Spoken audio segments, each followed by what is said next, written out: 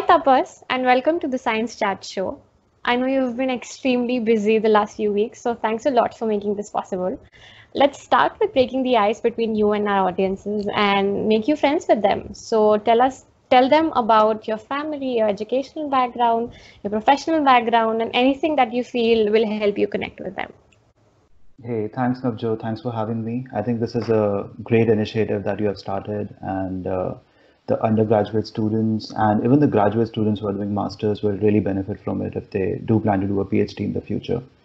So, yeah, in terms of my background, I was born in Mumbai, and my parents were working in Mumbai during that time. My dad works for a bank. He did his engineering from BITS Pilani, and my mother is an educationist. She has done a PhD in education, and she is currently director in so the bunch of DAV schools that we have across the country. Yeah, So she is yeah. the director in the for those DAV schools, Oh, and yeah.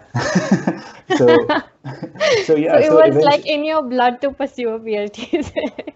We I don't come know. to that.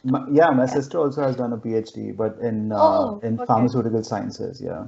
Okay.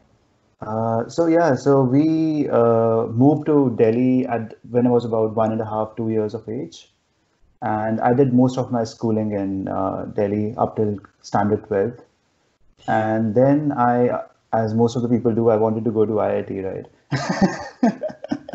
So it didn't end up happening for me, and I ended up joining Punjab University, and so in terms of chemical engineering, as I don't know why I did that because, but I think it was a good decision in the end because somewhere or the other it does link to energy in many ways, and that's what I was interested in. So I decided not to take the standard engineering programs that people do, like computer science and electrical engineering and all that stuff. I decided to go with chemical, just like you, right? You also did the same thing. Yeah. So so yeah, so I had a good time and Punjab University didn't study much as most of the people did not do in undergrad. Used to study in the last couple of days or something. And yeah, I think I lost a bunch of opportunities there because those 4 years was a long time. You could have learned a lot, but I mean, it's hard to understand during that time what's important and Yeah. what's not, right? So yeah, I then started for I want just wanted to work after that. I started for companies, didn't get through a lot of interviews, and Okay. finally ended up joining Mondelez International. So I had multiple stints in Mondelez. I was firstly in Baddi, Himachal Pradesh. Then I was in 6 months. I was in Gwalior, Malanpur, Mm-hmm. and I didn't have a good time there. I didn't enjoy what I was doing. I wanted to do something else, and I think that's where I decided that let's try going for a master's program. So I knew that I was interested in energy policy and not hardcore chemical engineering. So, so Carnegie Mellon actually has this program where they have the optimization and optimize. It's called process systems engineering. So uh, the professors over there don't do hardcore chemical engineering. They do more of supply chain optimization and all that stuff. So I Mm-hmm. think that's what I wanted to do. That's what I thought I wanted to do that during that time. So then I applied to multiple schools. I got into like 5 or 6 of them, but finally decided to join CMU. And yeah, I spent 1.5, 2 years there. Initially, it was tough getting used to the US school structure, but you eventually get used to it after the first semester or so. Mm-hmm. And then after my master's, I joined a company called Power Costs, which Mm-hmm. largely works in the US electricity market. And yeah, I enjoyed working there. Didn't have much time to do as much research, so because I enjoyed working there that so much and enjoyed learning about the electricity market, the energy markets in the US, I thought let's do a PhD in it. So yeah. Okay. Yep. So that's my I'm story. just, yeah, I'm just so happy that you're being really brutally honest because usually we all have these misconceptions that, people know their career paths from day one and they sort of know Yeah. what they want to do and where they want to end up. But in real life, it's not like that. You For, eventually go through these journeys and you figure out, this is something I hate, this is something I hate. Okay, out of these 10 things, this is the thing that I think I might like. yeah, see, I'm like 29 right now, and I just completed my first year of PhD. So yeah, I have been lost on the way a lot. Again, But a brutal truth, and I'm happy that you're sharing it. yeah, so Okay, yeah, so that's my story then. it's a beautiful one. And this brings me to my next question. When you were going through these tough experiences at Mondelez and you were trying to figure out what to do next, and you finally decided to join Carnegie for your master's, how did you arrive at that decision? At that decision, were these incidents during your professional life that sort of instigated you to see what else you could explore? And then how did you decide that you want to go to the US for that and not, say, pursue it somewhere in India? Yeah, so definitely my experience at at Mondelez International did move me in that direction of think about what else you can do. So Mm-hmm. initially, so as I said, I was more interested in energy policy and on those lines, right? The economics and the policy side of things. So I did think about applying to programs like this, which is Tata Institute of Social Sciences in Mumbai, and some other programs in India. But I mean, the thing with India is still moving in the direction of energy policy. People are not looking at things where they can combine and field where engineering is also important, economics is also important, policy is also important. So in terms of interdisciplinary courses, Mm-hmm. US is still far forward when it comes to these courses compared to India. India is still getting there. I wouldn't say India is not. We do have Okay. programs at Terry which do those things, but they're not Mm-hmm. as many. So the probability of you getting through, like applying through six programs and getting two of them, is much Mm-hmm. higher in the US compared to some other country. Even not just India, actually, even countries like Canada or Europe Mm-hmm. don't have such programs right now, but Okay. US does. So I think that's why I decided to apply to the US. Okay. And I think the other thing was I just wanted to get a perspective outside of India as well. That's what one more thing. I wanted to see what Mm-hmm. it feels like to work in a foreign environment. Yeah. Okay. And then you talked about the initial transition being a little challenging. I think Yeah. that's true for all universities. So even when I joined ISC, the first semester was Yeah. hectic, unbelievable, and it took me a lot of time to sort of figure out my space and accept that I've come to a place that's so tough academically, and then perform and sort of start doing good at what I had joined it for. So, are there some specific instances that you would like to share? Was it the heavy coursework with a lot of assignments, surprise quizzes, and tests and all? Or were it the expectations from the professors, or just the level of difference in the academics that we have in India, or there, or just a new course probably that you were doing? So yeah, I think it was a combination of all those things. So the first thing I didn't know was that you have to do weekly assignments. Okay. I didn't know that. So because we never did it at the Punjab University, right? I don't think I ever did an Yes. assignment. We used to just have like last couple of days and just go and give the exams. Yeah. So that was one of a shocker because do weekly assignments, then you have deadlines, and the other thing was the courses were much different than, so there were hardcore software based courses. And Mm-hmm. when in my undergrad, at least, I hardly used any softwares. I think the max I did was probably C++ or something. But each course, you have to use some kind of software, be it Python, be it MATLAB, or GAMS for optimization. So yeah, Mm-hmm. I think that was another thing, getting used to that structure where you have to use tools to do those assignments. You have to use tools to do your research as well. So I think that's where it took a bit of time to get used to it. But yeah, eventually, I guess all is well that ends well, right? True, true. You talked about working at PowerCourse, and you've spent, I think, quite a few years working there. Uh, Yeah, s- three. and you've 3 years, and you've briefly talked about your work there, but can you tell us what was your job description and what facets of especially field of energy were you exposed to while you were there? Which sort of build your interest to probably then take a step to pursue a PhD. Yeah, I think that's really important. So, the role I was in was a operation research analyst role.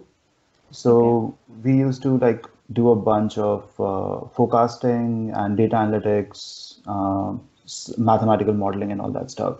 So what PowerCost does is it's basically an energy software company. And so PowerCost works with utility clients in the US, electric utility clients, to help them transition from how should I say it? So in the US, it's a highly deregulated market, the electricity market. So you have multiple ISOs and RTOs in the US market. And I used to specifically work with the California ISO. What ISO is, it's basically an independent system operator. So it decides what amount of energy will be dispatched, how much will be dispatched, and where it will be dispatched to.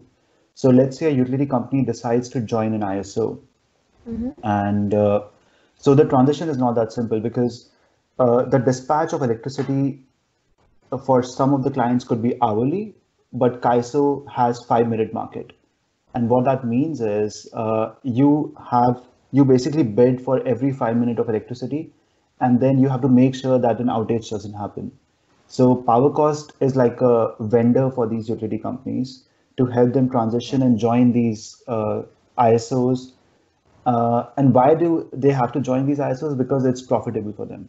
So one of the reasons California ISO started was, and these companies decided to join them, was because California has a bunch of renewable energy, right? They're high on solar and wind. We have a sun like throughout the year. We have wind in the nights. And because they have extra renewable energy, they want to not waste it, because renewable energy cannot be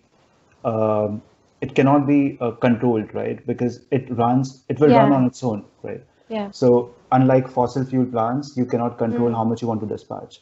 So what ends up happening is, because the solar or wind can be of a higher cost than coal plants, you end up not using them. Now you don't want to waste that renewable energy, right?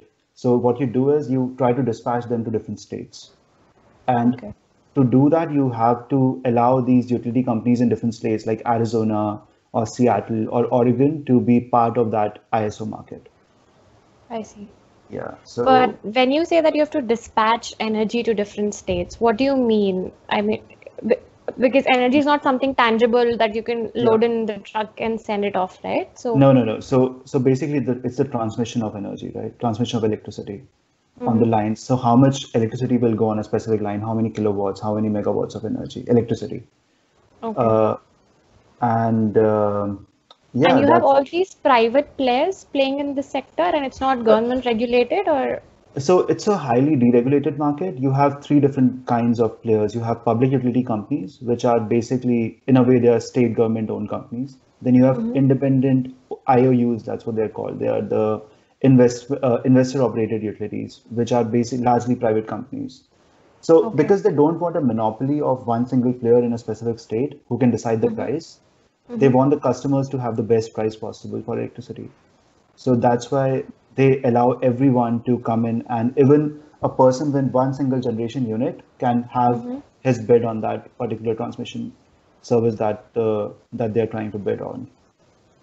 So what happened basically was there was a monopoly in 1990s. But because the government, the federal government realized that this is not good overall, because they are charging whatever they want to. Like if an electricity for them costs $1, they end up charging maybe $10 or $100 because that's profitable for them. But it's not profitable for the customer, right?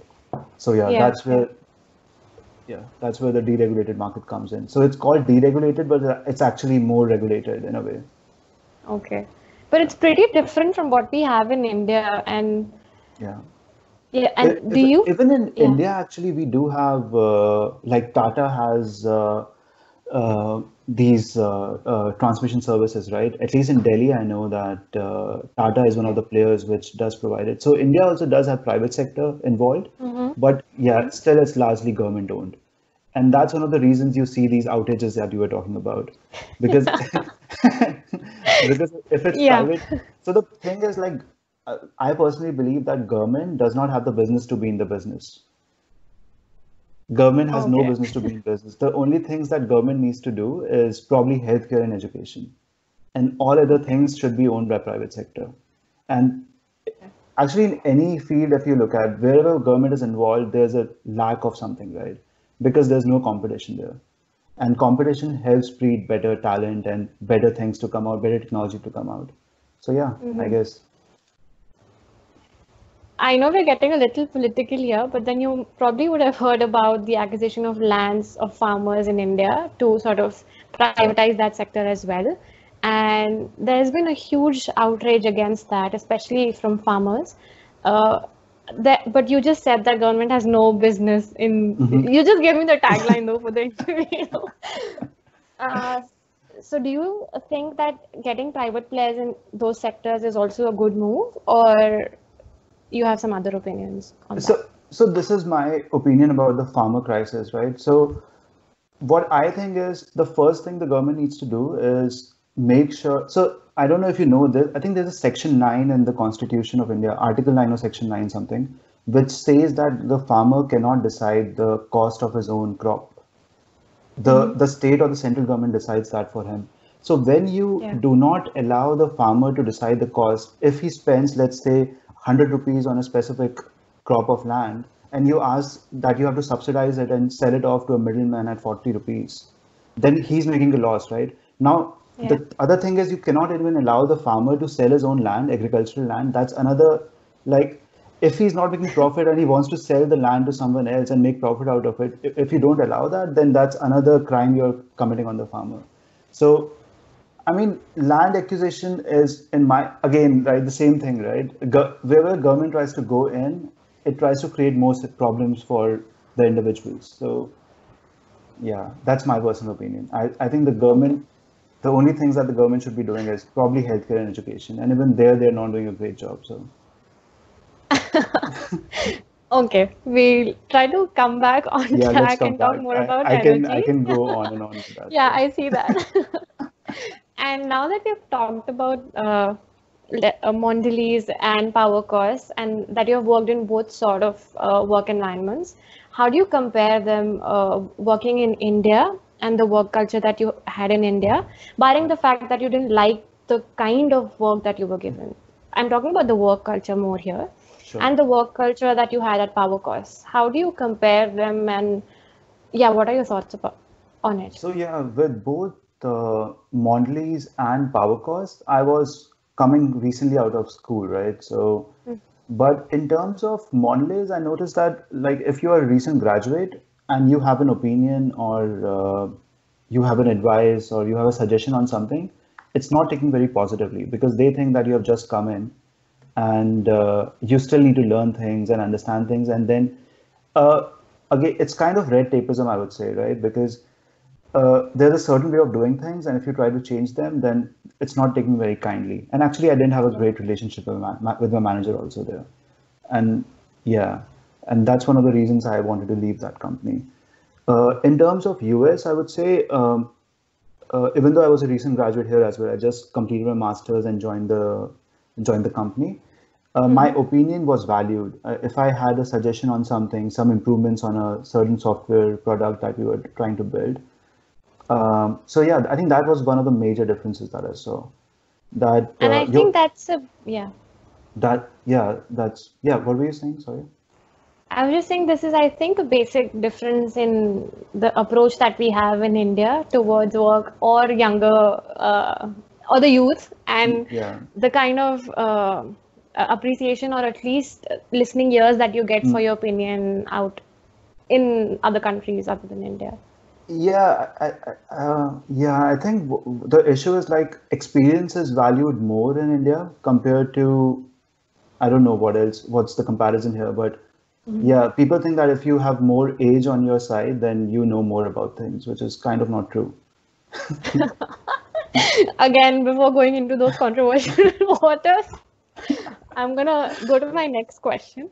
And so I was also going through your LinkedIn profile to sort of get more idea about the experience that you have had. And Six Sigma has been another buzzword for a couple of years. And I saw on your profile that you have quite an experience in the field. So not really, no. You did have a certificate that said that you have done something with Six Sigma. Yeah. No, I mean, I know a bit about it, but I don't think I'm some kind of expert on it. But yeah, you can ask the question. So for the viewers, this is Tapas being modest. And so the question is that can you tell our audience, because I feel it's jargon, even though I'm from the scientific community. So can you Yeah, sort of break it down into some simple terms and pass on sure. the knowledge to the audience without being, as I said, technical? Yeah, I don't know the technical side of it, so I can be simple. So Six Sigma Good. basically means that if you are developing a product, you try to have just three less than or about 3.4 errors per million of the products that Mhm. you're trying to build. So let's say I'm Mhm. making chocolate in the plant. So my chocolate plant, if I'm building, let's say, a million chocolate wrappers with the chocolate in it, the wastage should not be more than 3.4 chocolates. Mhm. That's what it basically means. And how do you achieve that? You achieve that by Yeah. continuous improvement. Uh, Okay. and continuous improvement includes a bunch of things. So you try to train the shop floor people, you try to improve your own product, you try to improve the machinery. So there are multiple ways to go about it. You can improve the man who is working on it, or you can improve the machinery, or you can optimize the entire thing.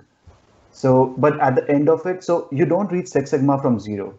So when I was working in Cadbury, they had like a 6 year or 7 year plan. So Okay. at the end of the first year, you try to reach one sigma. So one sigma basically means you try to have, let's say, 100 errors in a million chocolates. Then you try Okay. to improve on that. You try to go from 1 to 2 sigma. Then you try to go from 2 to 3 sigma, and then you end up at 6 sigma. Yeah, Okay. But then that also sounds pretty basic, and it's I don't basic. want to be a, yeah, Yeah. then why was there such a fuss about it and it being given a fancy name? Because everyone would try to reduce their losses or faulty products that they're making and do good, right? Yeah. And so does this approach sort of give you some computational models or some predefined documents that help you how to do it for different industries or? So, so I think they're like, so the Japanese came up with this entire idea of Six Sigma and Kaizen and all that stuff. And with Japan, the thing is, I think Honda was the company which started it, if I'm not wrong. Uh, so yeah, it's not anything fancy, but the thing is, to achieve this, you have to do a bunch of improvements, right? And finding those areas of improvement is where the tough part is. Now you Okay. can do it manually by training everyone or improving Mhm. your manufacturing plant, or you can Mhm. actually use it through tools as well. As you were saying, you can optimize the entire process and see where Okay. exactly the leakages are. So Okay. identifying the leakages is where Six Sigma plays a role, and Mhm. they do have an entire process document of how to achieve it. Mhm. So yeah, so it's a jargon actually. You're right. It's not something very Okay. very complicated. But it's difficult to achieve. Although the methodology is not complicated, it's a very difficult thing to achieve. Even Yeah. I think even the Indian Railways is Six Sigma in many ways, because the number of accidents that they have per year from the number of trips that the railways takes, Mhm. it's not much, right? Yeah. Same is the case with Mumbai Dabbawalas. That's a famous example, right? Yeah. Yeah. Yeah. Yeah. Yeah. Yeah. Cool. So now that you were doing all this amazing work in power course and you were learning all these fancy techniques and other technologies, what was it that sort of instigated you or told you that, I need to pursue a PhD? Was this the lack of information on policy making and your drive to get into that field, as you've talked about earlier? Or were there, again, particular incidents Mhm. like your bachelor's experience that sort of told you that let's go for a PhD now? No, so I was really enjoying what I was doing at Power Costs, and the only thing, as I said, was when you are in a professional environment, you have multiple deadlines, right? You cannot just Mm-hmm. go on and do your own thing. So you Mm-hmm. have to like do what the client is saying, do what your manager is saying. And when you think about like what you want to do from 10 years from now, or let's say even a short term, 5 years from now, I didn't Mm-hmm. see myself doing that thing for a very long time. I knew that I wanted to do something else uh, which was more policy focused, which was more research focused, which actually had something tangible to give back. And also, PowerCost is largely a company which focuses on North America. And I do want to work more on the developing economy side, on India and China and all of the companies in Africa, countries in Africa. So that was one thing which again motivated me to pursue research. Great. So now that we know all of the background that got you into this PhD program, what were your expectations when you joined your PhD program? What, you saw that in 5 years I'm going to break a huge problem that and do some groundbreaking research, or you wanted to make a set of policies for a particular field. What were your expectations when you joined? So I think I didn't have any expectations. I knew that so specifically, how should I say it? I don't think I had any expectations as such from what exactly I wanted to end up doing. I knew that again it will be a stepping process, right? You take one step and then you go to the next one. So yeah, the final goal was to do something on energy policy side for sure, but not just the policy. I wanted to look at the economics of things as well, the climate change impacts, the health impacts, and all that stuff. And I think the advisor that I found, I've been really lucky to have that advisor. She actually was at CMU before, and Oh, she okay. I didn't know that she was moving, so I actually applied to Carnegie Mellon to work with her. So there's a program at CMU, it's called Engineering and Public Policy, Okay. which actually looks at both engineering and the public policy side of things and tries to solve problems from both the perspectives. So I had seen her work, and I applied to Stanford to work with some other professor, and at CMU to work with her. And luckily, I got an email from her that I would like to interview you about for this role. And I was like, aren't you at CMU? She said, no, I'm moving to Stanford in July, and so I'm looking for new students to work with me. And yeah, I think that was something which was a lucky coincidence. I think I wouldn't have been Yeah, at Stanford if she was not moving. So I see. uh, So God sent yeah, this package of surprises for you, which turned out to be pleasant. yeah. I mean, I don't know. These things have been like I have seen this in my life. Like I try to do something else, and then God decides that you do this thing. This is better. So yeah, I don't know. Yeah. Because Oh. when I did my master's, I didn't plan to do it. I decided to do a PhD. At that time, I had no plans. I was just working. So Mhm. yeah, it was not a straight road for me for sure. So But I'm so glad that we're having this conversation because I see 20, 22, 24 years old these days, and they say that I'm 24 and I don't know what I want from my life. I don't know what I do in my careers. And I'm like, hey, nobody knows. You just figure it out. So you keep doing what you're doing, and on the yeah, way, you'll figure out your passions. mm, And they just keep cribbing at such a young age about not knowing what to do in their life. And yeah, I'm just glad that you're breaking those shackles and letting them know that, hey, it's completely normal. yeah. And That's true. I mean, I think you have kind of an idea, but you don't know how to get there, right? You don't. yeah, Yeah. I don't know if that's true with you as well. Like you have an idea, you want to do this, but did you work before starting your PhD or? I did work for almost a year as a Okay. process engineer, as you Yeah. did. But I sort of started to know in my bachelor's that Mm, I started working with Professor Vanchu, okay. and he sort of cultivated and encouraged this research inclination that I had. So I Yeah. knew that I want to get into the field of research. Okay. But I also wanted to be financially independent, so I thought I'll work for a year and have something that can, give my basic fee and sort Mm, of let me continue on my own. So yeah. I worked for a year and then I joined.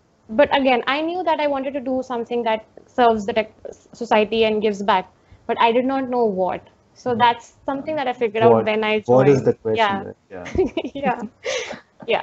So that brings me to my next question, and this is the big one, that what are you doing in as your current PhD research? What's your PhD project? What is the big problem that you're trying to solve? Yeah, so what it's called integrated assessment models for vehicle electrification in India. So it's kind of a jargon again, but in simple terms, we are trying to look at the climate change, health, distributional, and economic effects of vehicle electrification in different parts of India.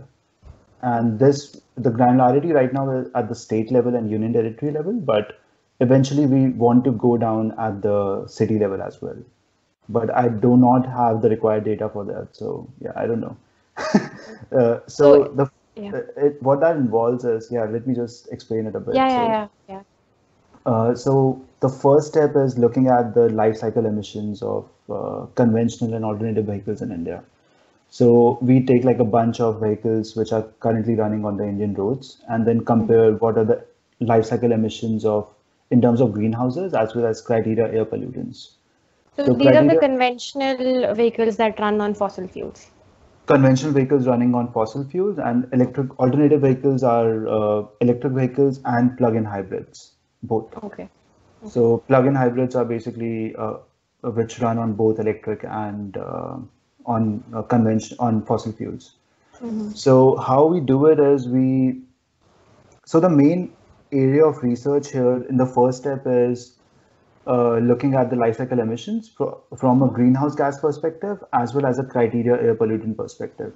So Mm-hmm. greenhouse gases contribute to climate change, which is the longer period, right? 100 year, 200 Mm-hmm. years. And Mm-hmm. criteria air pollutant is the short term, which is the which impacts the air pollution, which includes like PM 2.5, SOx, NOx, and all that stuff. So Mm-hmm. once you have done that, then you try to do the air quality modeling. That's the second step. And you do air quality modeling and look at how um, this PM 2.5 and SOx is impacting Mm-hmm. different parts of India. Okay. Okay. Then, Uh, if I can ask a question so that the yeah, explanation is clearer, how do you get this data on the emission life cycle emission that you're talking about? So are these yeah. experimental studies that companies do and provide you the data, or So yeah, the yeah? companies do not do that actually right now. There are very few companies. I don't think there's Mahindra probably does some of it, but there are not many companies in India who do that right now. So you try to get data from different. So basically, life cycle emissions is what it starts right from the manufacturing of the vehicle, going to the use phase, then going in the end to the disposal phase. So there are like 5 or 6 steps. You try to Mm-hmm. narrow down to each step and then look at if you have data for a vehicle which is of a similar curve weight, of a similar size, which has similar emission standards, and try to compare and use that data. So in India, actually, right now, the Bharat standards that we have, the Bharat emission standards for vehicles, it's very similar to what we have in Europe. So you can also compare the vehicles with the emission standards in Europe, at least for the use phase of the vehicle, not for the manufacturing phase, but for the use Mm-hmm. phase. So yeah, there are multiple ways to get that data, and that's the first step. Then you go Mm-hmm. to air quality modeling, which involves using some tools like InMap. Then you have a tool called Easier, and then Mm-hmm. AP3, which is air pollution free. And you try to get the uh, air quality at AQI data at different locations in India and try to Mm-hmm. look at how this air quality is impacting the health of different individuals, right? That's actually something I've not started with, but that's something which is in my Mm-hmm. proposal. Yeah, yeah. Uh, the third step is looking at the future, right? Which involves Mm-hmm. capacity expansion. So here you look at the grid as well. Actually, in the first step as well, you look at the grid because for the electric vehicle charging, you have to get it from the grid, right? If the grid is not very clean, which is true with India, the grid is not very clean in India. We are Mm-hmm. now starting to move towards solar and wind and all that good stuff. Uh, because the grid is not clean, the electric vehicle that you are charging is actually not very clean. The perspective is that electric vehicles are clean, but not in India. Yeah. So Okay. Uh, so yeah, so next step is looking at the capacity expansion. Let's say in 2030, India has this much amount of gigawatts of renewable energy on the grid. So how Mm-hmm. does that impact my electric vehicle charging in terms Mm-hmm. of emissions, right? So I think India has some targets set for 2030 right now. It's 220 gigawatts of renewable energy on the grid, Okay. which includes largely solar and wind. It does not include hydro because hydro, they consider it to be a semi-renewable energy source. Okay. And so, yeah, capacity expansion again involves a bunch of modeling and looking at how these expansions will impact the electrical vehicles which are running. Then you also try to make some Mm-hmm. changes into electric vehicles because going 10 years into the future, electric vehicle will be will be better in terms of standards and manufacturing standards as well, right? So you try to look at Mm-hmm. that.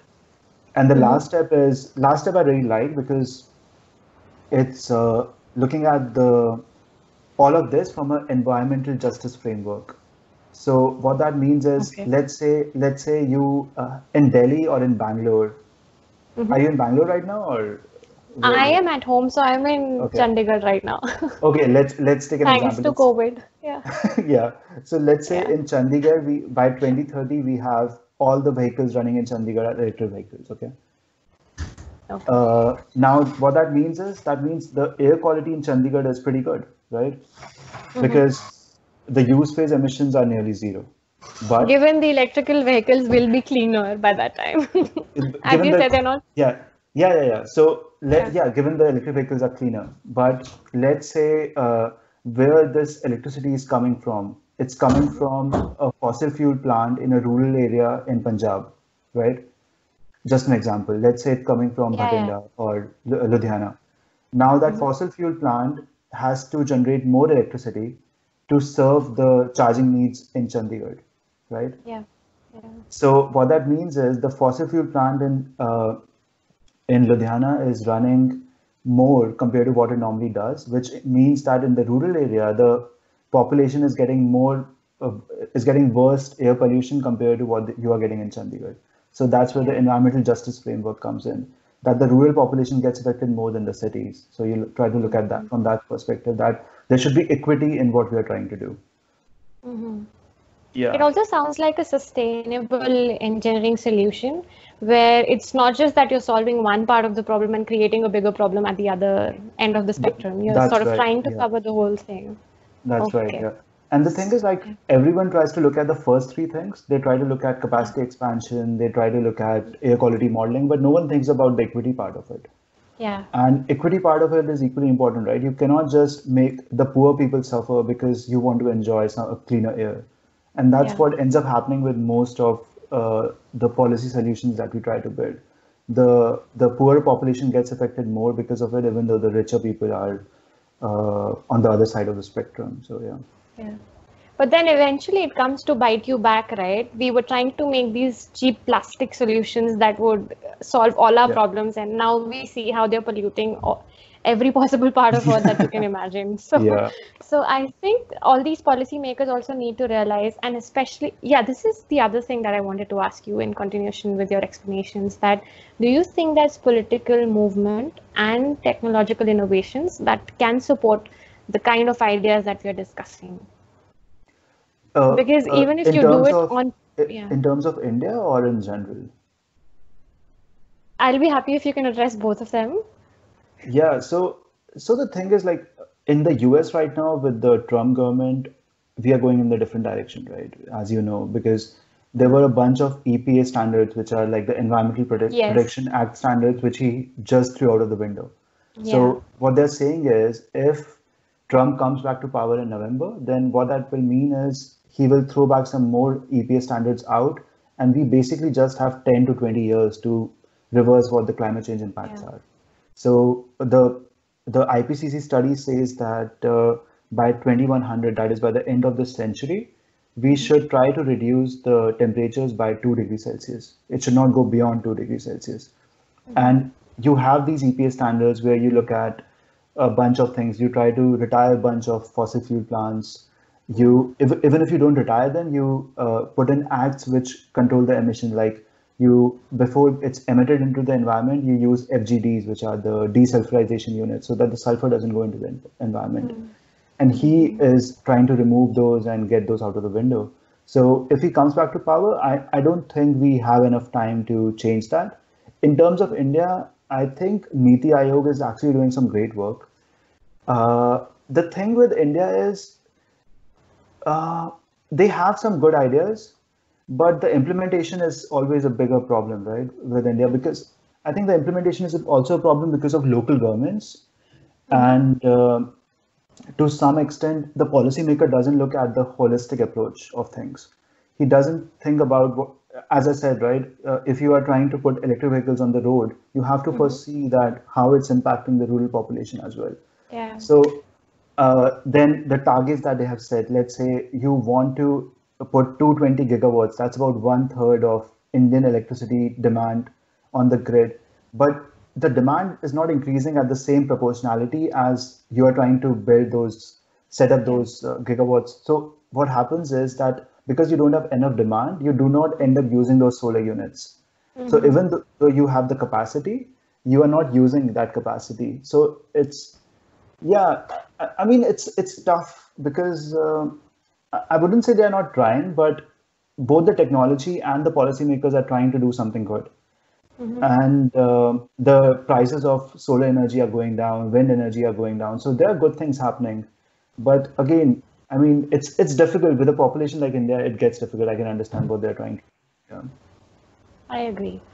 So, with the COVID situation also, we see that scientists are trying to do their bit by getting these vaccines out, getting medications out, healthcare professionals are working day and night.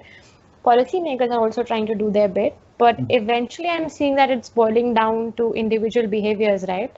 If we could all sort of follow wearing a mask, sanitization, social distancing, we could solve this problem to a great extent. Yeah. What do you feel are the contributions that general masses can make in the field of energy to sort of help us control the climate changes that we are seeing, use more greener sources of energy, and anything that sort of helps us save our environment? So I think the easiest thing is just energy conservation, right? So the first thing would be just switch off the electricity when you're not using it. That's the easiest way to do it. Then the second thing is, of course, deforestation adds to it. Then try to plant more trees. That's the easier way to do it. These are the easier solutions. The complicated But all of us know this, right? This is Yeah. not something new, but how do you actually make people do it? You can't handhold and tell them that okay, you don't need this light, go and switch it off. Because I observe it even at the best of the institutes, even at IISc, people just leave lights in the washrooms on throughout the night. They would leave common geysers on throughout the night because they just don't care. So, or maybe Yeah. they care, but they just have too much going on. Do you I think think there's some innovative way to sort of push this change and make people so. do things? So I think it's not an innovative way, but to bring about any change, you have to do it from a young age, right?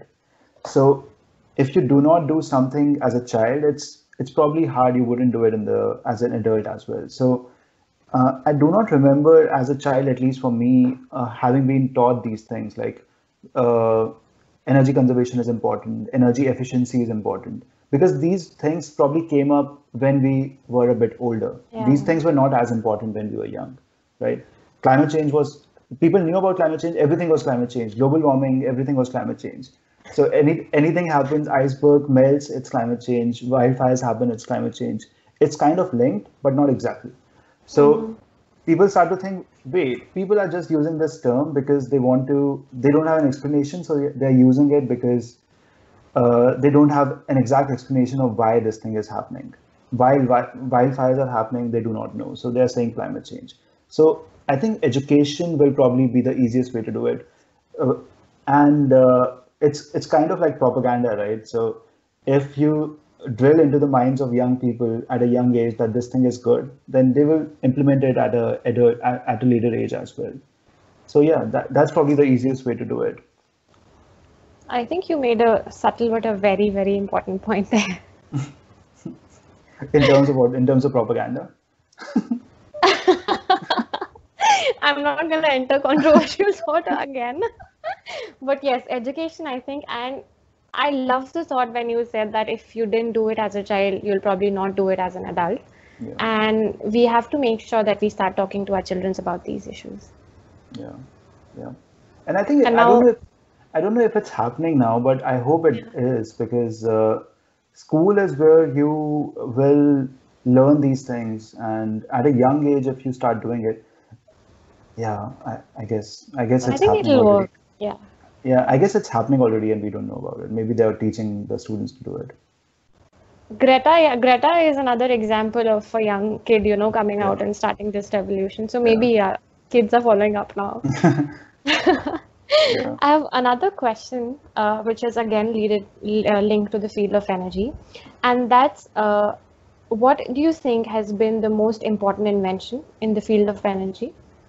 Let's not talk about fire because we know that was a turning Yeah. point in history. But other than that, what do you think has been one breakthrough invention in the field of energy And what do you think is the next invention that we are waiting for, or you think we have enough technologies but we haven't exploited them to their best?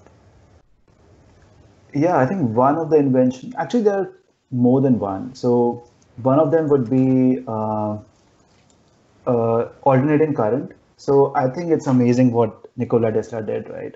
Because Okay. what we have in our homes right now with electricity, it's all alternating current. And if he hadn't, he died a pauper, but he did something great.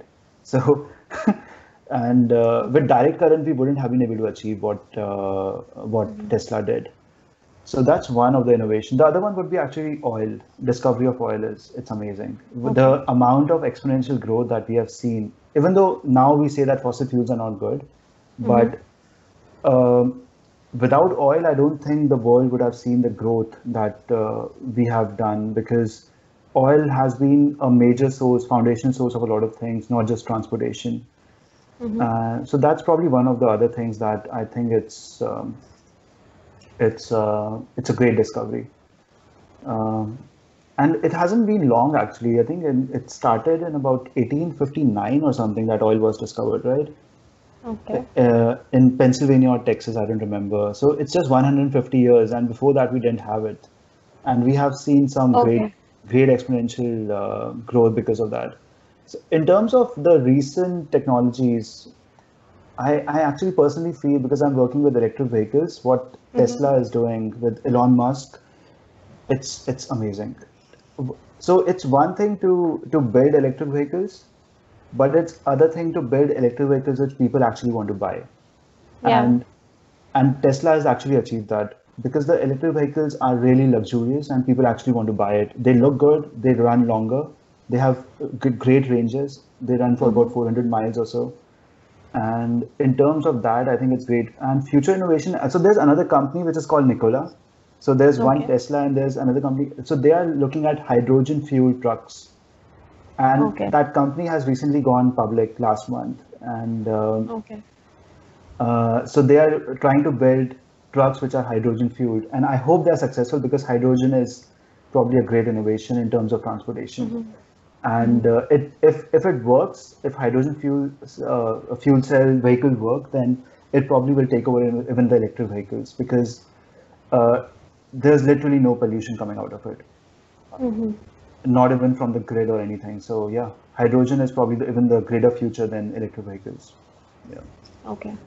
This was pretty educating for me as well. So yeah, thank you for all the deep insights that you've given us. And I was fortunate enough that I was in San Francisco last year and I had this opportunity to sit in a Tesla and roam around. And as you said, it is a luxurious car. So we yeah. went to this place where one of my friends just took the cable and they put it into the car to charge it. And I was like, what are you doing? Because I never seen it in India. And then we were on a freeway and he just put it on this autopilot mode and the car Hmm. was driving itself. And Yeah. again, it was, one of the first experiences of something like that happening. So, yes, those cars are actually luxurious. So, I think Elon is doing a great job with that. Yeah, I mean, with SpaceX as well, he's doing a bunch of Oh, stuff. yeah, that's another. I think we can have another set of, I mean, conversation. that guy is crazy. He does like random Yeah, things on Twitter, but he's doing some good work. So yeah. yeah. Yeah, I'm going to switch gears a little bit and come to the experience of a PhD life. Stanford I've seen the Stanford campus when I went to SF last Hmm. year. So it's huge, beautiful, historic. And some sections of the campus actually look like an amusement park because there are Hmm. so huge areas, open areas where you can just sit and have a chat or study. Yeah. And it's a great place to be at. But we also hear that these all these big universities are also places where students are expected of a lot, and the kind of standards that you have to match are tough. So how has your PhD experience been? Have you ever been sad or disappointed? And how do you keep yourself upbeat and motivated through these tough phases? So I mean, yeah, with PhD, with life, with everything, you do have ups and downs, right? So Yeah. PhD is no different as such. But yeah, in terms of demands, I think any PhD program is probably demanding, right? And not just Stanford, but. Um It has been great right now, other than the pandemic. Actually, I hope the pandemic didn't actually come because I didn't have that much of experience on the campus. I started Okay. last year in September. The pandemic came in March, so I just basically had 6 months on the campus, and then I Uh-huh. moved a bit far away from the actual campus. I'm like 25, 30 miles away from the campus now. Okay. So it hasn't been bad. I haven't got a chance to see the entire campus even because it's about 8,000 acres. Yes, it's huge. So, And you have these compared, electric shuttles taking you all around. yeah, I mean, compared to CMU, it's a very big campus. It's a really big Yeah. campus. And I don't know if you know this, Stanford even has a branch. It's called Stanford Lands and something, Farms or something. So they have their own real estate company as well. Oh, I did. Because, because they have so much of land, right? So how do you Yeah. manage all that stuff? Yeah. But I mean, the campus is beautiful, as you said. In terms of PhD, it is demanding, I'm sure, but I was expecting that it would be demanding. Okay. I don't think it came as a surprise to me because I did my master's in the US. Then I was working. The work also is very demanding in the US, if you Mm-hmm. ask me. So Mm-hmm. I was kind of getting used to it. I know that you won't get your weekends. I know you will end up working on the weekends. So yeah, I think it's not that bad. I was expecting that. So you were all set for the grill, I would say. Yeah. Okay. And that brings me to sort of our last question, except for a fun section that I have at the end. And to, summarize all the entire conversation that we have had, and we talked about what kind of expectations you had when you joined the PhD program. Why did you join a PhD program? Where do you see yourself going at the end of your PhD program? And the answer could be as simple as it's evolving, so you will know in time. But maybe you have other thoughts. And once you're done with your PhD, are there some specific goals that you have? Maybe going into academics or pursuing a particular career, becoming an entrepreneur, or maybe, yeah, as I said, it's evolving. Yeah, so one thing I've learned is like there's no point in having like long-term goals. So so I do have like something in mind which I want to do. I do want to end up working for maybe a policy think tank, or it can be anywhere. It can be in the US, it can be in India, anywhere. But a policy think tank which specifically looks at energy policy Mm-hmm. and not just policy in all terms. So there are a lot of companies which do that. There is some companies in Washington D.C. Then there's some companies in Delhi as well. I think Bangalore also has some companies. C-Step does that thing. Okay. So yeah, I want to end up working for a policy think tank, looking at this going into the future. I do right now. I do not think I want to go into academia, Mm-hmm. but as I said, it has been like this for me. I think I don't want to do something and end up doing that. Yeah. So yeah, you never know where I will end up being. So Awesome. And all my best wishes for wherever the road takes you.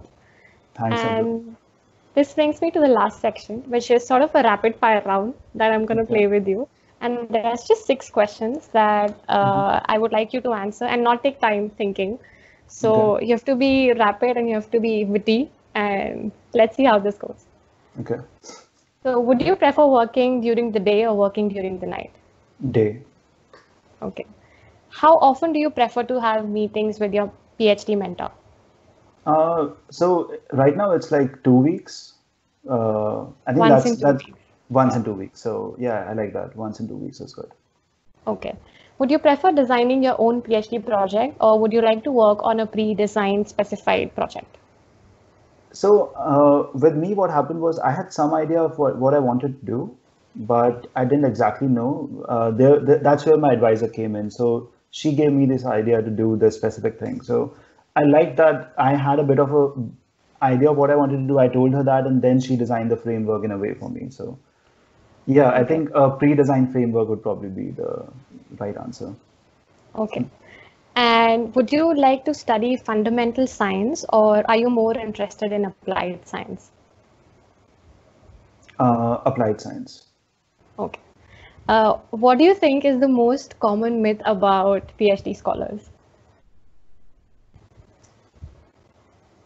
Most common myth that we don't have fun. So we do have fun, right? Yeah, What of are your course. stress busters?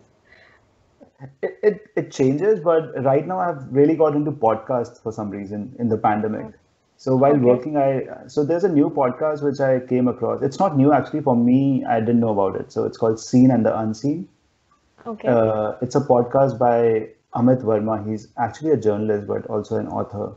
And Okay. he basically deep dives into a specific area, and then he Mm-hmm. talks to his uh, interviewees for about 3 hours. So on a Oh, specific okay. topic, it's amazing. So he will talk about like farmer issues. He will talk about education policy and all that stuff.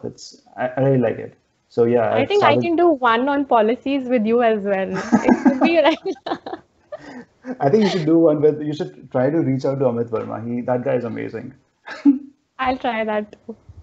Uh, this is my last question in the rapid fire round. So I want you to rank the following options as in the order of preference as to how you would want to do them, or what would be, your first priority, your second priority, and so on and so forth. Reading pending research papers, writing up on your own research, meeting with your mentor, watching a movie, conducting experiments or simulations to continue progress on your research, and sleeping. Okay, that's a lot. Wait, so can you repeat that? Yes. Reading research papers that you have pending on your list, Okay, that meeting would your be, men. yeah, Yeah. that would be number two. Okay. Meeting my mentor will be number three. Watching a movie probably will be number one. Sleeping will be Okay. number four. Okay. And And then you uh, had writing up your own research and conducting experiment simulations to continue your progress. so progress one will be five, and writing my own research will be six. That's the last one I want to do. And that's the biggest thing you have to do when you have to finish your thesis, right? Yeah, I know. I hate it. I think, okay, this is another that brutal truth moment. I'm thankful that you've been so candid and so honest in sharing your experiences and thoughts. Thank you so much, Tapas, for taking out the time and talking to us. It Yeah. was great and it was highly educative for me as well. So I think our audience will enjoy it too. Thanks, Navjot. Thanks for having me. It's amazing. Stay safe, take care, and I hope we catch up again. Yeah, same here. Stay safe. Take care.